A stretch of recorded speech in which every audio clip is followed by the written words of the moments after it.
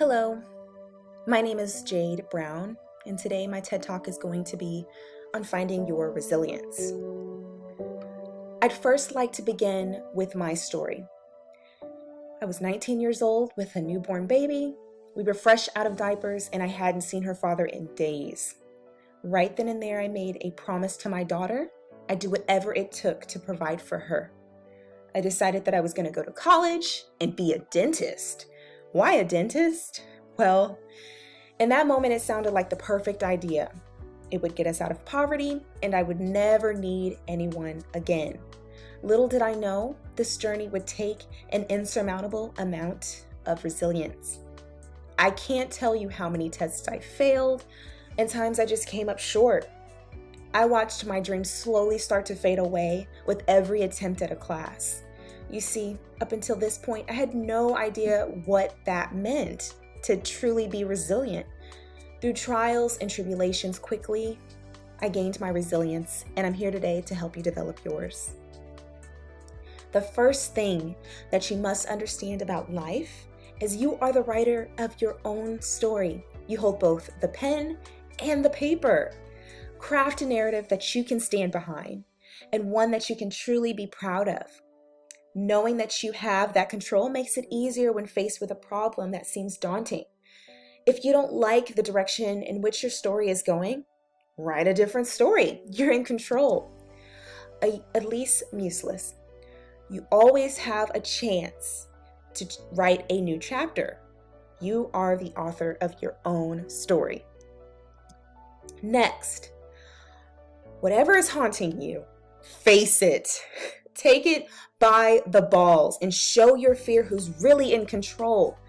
The best antidote for fear is facing it head on. Allowing it to take in your life leaves you paralyzed and stagnant, unable to be resilient. Judy Blume, each of us must confront our fears, come face to face with them. How we handle our fears determines where we go with the rest of our lives. My third point is to have compassion for yourself. Be nice to yourself. Understand that you are going to fail, and it's okay. Acknowledge your feelings and accept them. There were moments in my journey where I sat back and said, I'm sad, or I am stressed out. The only way to overcome it was to not be in denial, but be honest.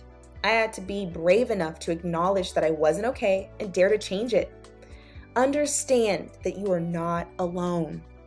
Remind yourself that you aren't the first to have this experience, and you won't be the last. Remember, struggle is a part of the human experience. Diane L. Dutton, be patient with yourself. Trust in the universe. Find mentors. Know that you can achieve whatever you set out to do. My fourth piece of advice is to practice meditation.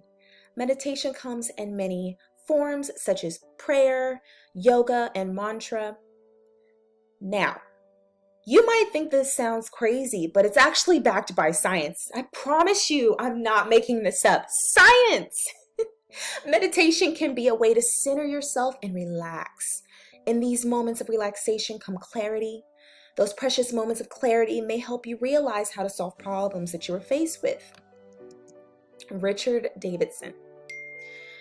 Meditation gives you the wherewithal to pause, observe how easily the mind can exaggerate the severity of a setback, and resist getting drawn into the abyss. Finally, we have the act of forgiving. You're holding a grudge on yourself for failing. Maybe you're even holding a grudge on someone else because they got in the way of your success. For your own sake, forgive. You see, grudges hold you back. They keep you stuck in the past, unable to trek towards your future, the future you, the writer of your own story, wrote for yourself. Letting go of the anger will free yourself. Reconcile with your failures. Reconcile with your roadblocks.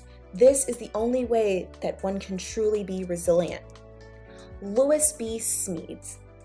Forgiveness is to set a prisoner free and to discover that that prisoner was you. At 22 years old, single mom to one child, after failing and feeling hopeless, I decided to rewrite my story. I turned some exclamation points into question marks and some question marks into exclamation points. Do I really want to go to dental school? No. What I truly wanted was to provide for my daughter while doing something that I loved. I had to forgive myself. I had to be kind to myself and understand that I had control over my story. I understand that a part of my story is a little complicated. Fortunately for me, there were other careers that I could do that bring me joy without me feeling like I was sacrificing my daughter's childhood or losing an uphill battle. You, resilient one, have control over your story. Write it the way you want. Life can be scary, but you have to face your fears. If your dreams don't scare you, you're not dreaming big enough. Be nice to yourself. You're only human, for Pete's sake. You're not the only one. It's going to be okay. You will overcome this. Remember, you are your own best friend. Find those peaceful moments. That's when you can truly gain clarity about how to push yourself forward.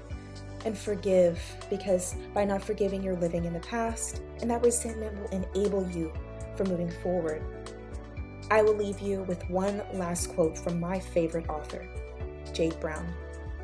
Lean in on the challenges that strengthen you as a human being. One day you will inspire others to find that strength within themselves. Thank you.